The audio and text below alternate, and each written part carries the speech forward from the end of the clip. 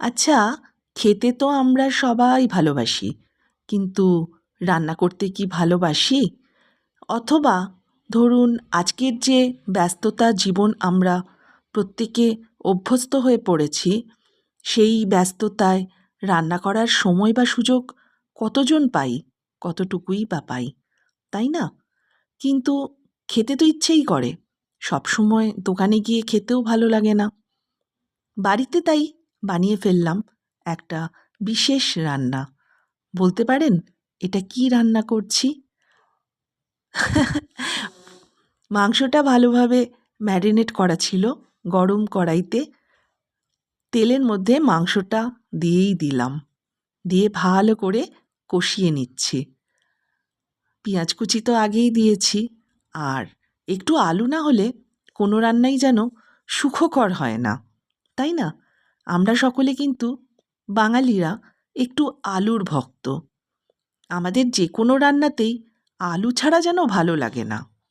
ভালো করে একটু দুধ বানিয়ে নিলাম মিল্ক পাউডার গুলে।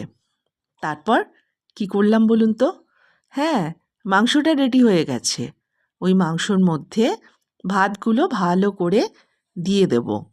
সঙ্গে ঘি, একটুখানি অন্য কিছু মশলা। এবার বুঝতে পেরেছেন কি রান্না করছি? আপনি কেমন ভালোবাসেন এটা? আমার তো খুব ভালোই লাগে। আর এটার একটা সুবিধা আছে।